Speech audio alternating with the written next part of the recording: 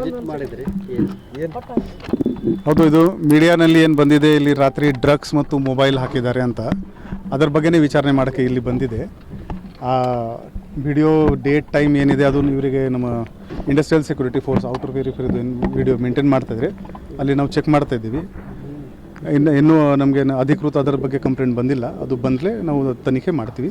ಬರೋ ದಿನಗಳಲ್ಲಿ ಇಲ್ಲಿ ಹೆಚ್ಚಿನ ಪ್ಯಾಟ್ರೋಲಿಂಗ್ ಮಾಡಿಕೊಂಡು ಈ ಥರ ಘಟನೆ ಆಗಬಾರ್ದು, ಅದು ನಾವು ನೋಡ್ಕೋತೀವಿ. ಸರ್ 3 CC ಕ್ಯಾಮ್ರಾ ವಿಜುವಲ್ ಇದೆ ಸರ್ ಅದರಲ್ಲಿ.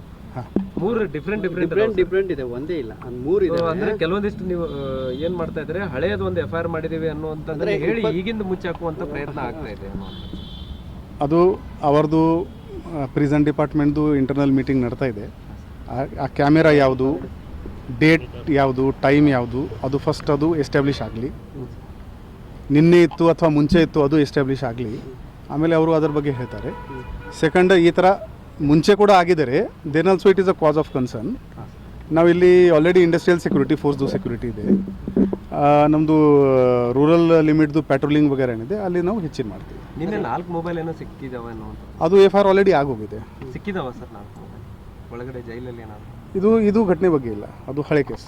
ಅದೇ ಒಟ್ಟಿನಲ್ಲಿ 4 ಮೊಬೈಲ್ ಸಿಕ್ಕಿದಾವೆ ಅನ್ನೋಂಥದ್ದು. ಅದು ಅವರಿಂದ ನನಗೆ ಆಫಿಷಿಯಲಿ ಬರಬೇಕು. ಸರ್ ಈಗ ಒಂದು ಔಟರ್ ಪೆರಿಫೆರಿ ಸೆಕ್ಯೂರಿಟಿ ಫೇಲ್ಯೂರ್ ಕಾಣ್ತಾ ಇದೆ. ಯಾಕಂದ್ರೆ ಡಿಫರೆಂಟ್ ಒಕೇಶನ್ಸ್ ಬಂದು ಹೋಗೋದ ನಂತರ KSISF is managing the outer periphery security, ಅವ್ರ ಫೇಲ್ಯೂರ್ ಇದರಲ್ಲಿ ಪ್ರೈಮ್ ಆಫೀಸ್ ಕಾಣ್ತಾ ಇದೆ. ಅದು ನಾನು ಕಮೆಂಟ್ ಮಾಡಲ್ಲ. ಬಟ್ ನಮ್ಮ ರೂರಲ್ ವ್ಯಾಪ್ತಿನಲ್ಲಿ ಇದು ಹಿಂಡಲ್ ಗಾಜಲ್ಲಿ ಬರುತ್ತೆ.